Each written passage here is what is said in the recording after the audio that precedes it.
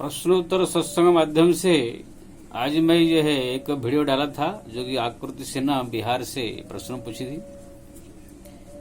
कर्म का फल क्या भक्तों को भी भोगना पड़ता है कि नहीं, तो उसका मैं वीडियो यह बना कर डाल दिया हूँ यूट्यूब में। लेकिन किसी ने अभी टेलीफोन कर मेरे को बताया कि महाराज प्रत्येक वीडियो में जो सिद्धांत आप कहते हैं उसका एक जो है कविता के रूप में आप कह दिया कीजिए अपना कविता, लेकिन आप इसे वीडियो में नहीं कहा, इसलिए रिक्वेस्ट की है कि डाल दीजिए। तो मैं तुरंत कविता लिख करके डाला।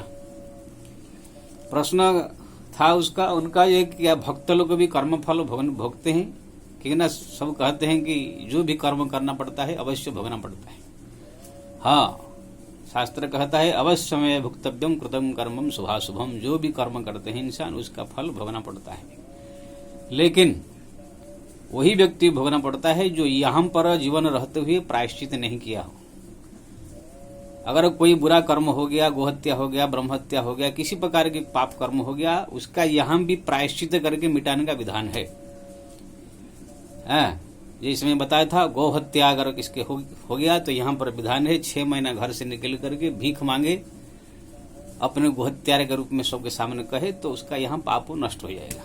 नहीं अगर किया इसे तो फिर उसको जमराज लोग दूत लोग को दंड देंगे।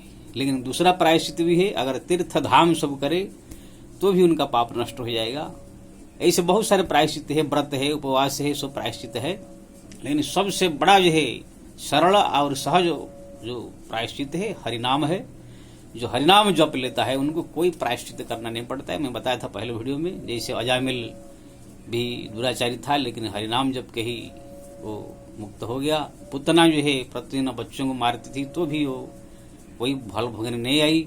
जयंती वेश्या प्रतिदिन वेश्यागिरी करती थी तो भी हरिनाम जप कर मुक्त हो गई, कोई उनको भोगने के लिए आना नहीं पड़ा। तो प्रायश्चित जो है सबसे बड़ा प्रायश्चित है हरिनाम। और भगवान ने भी भागवत में भी कहा, व्यास भगवान ने कि स्तेनम सुराव मित्रधुक ब्रह्मा गुरुतल्पगः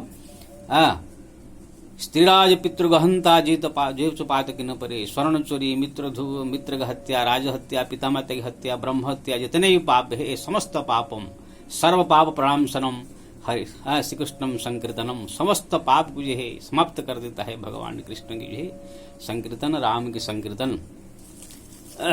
नाम संकीर्तनम जस्यम सर्व पाप प्रणामसनम नमामि दुख समनम तम नमामि हरिपरम। समस्त प्रकार पापों का प्रायश्चित हरिनाम है। तो उसका मैं वीडियो बनाया था पिछले वीडियो, लेकिन उसका जो है मैं एक कविता बनाया हूँ, उसको भी आप समझ लीजिए। इसको लोगों का ये अच्छा है कि याद करके इसको रखेंगे तो अच्छा है। बुरे कर्म का फल जरूर भोगने पड़ते हैं, बुरे कर्म का फल जरूर भोगने पड़ते हैं, मगर उनको भोगना नहीं पड़ता जो यहाँ प्रायश्चित करते हैं। मगर उनको यहाँ भोगना नहीं पड़ता जो यहाँ पर प्रायश्चित करते हैं। यहाँ पर रहते हुए अगर प्रायश्चित कर लिया, भोग लिया, तो फिर वहां भोगना नहीं पड़ता है। गोहत्या का पाप जो करता भीख मांगना पड़ता है। अगर किसी ने गोहत्या पाप कर दिया तो यहाँ पर अगर 6 महीना घर से निकल कर भीख मांगेगा तो फिर उसका पाप नष्ट होता है। गोहत्या का पाप जो करता है भीख मांगना पड़ता है। घर से बाहर होकर 6 मास दर दर भटकना पड़ता है। घर से बाहर होकर 6 मास दर दर भटकना पड़ता है। मगर जो हरिनाम जपता सबका प्रायश्चित है, मगर जो हरिनाम जपता सबका ये प्रायश्चित है, यानी हरिनाम सब पाप का प्रायश्चित हो। जो हरिनाम जपता उनको कोई और प्रायश्चित करने की जरूरत नहीं। मगर जो हरिनाम जपता सबका ये प्रायश्चित है। कहे गोवर्धन जो हरिनाम जपे उन्हें प्रायश्चित की नहीं जरूरत है, उन्हें प्रायश्चित की नहीं जरूरत है।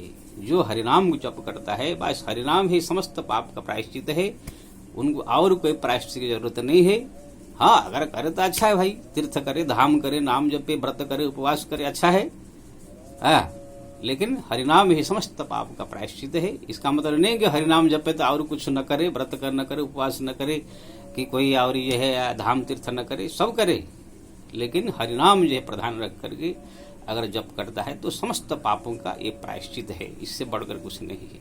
जय श्री राम।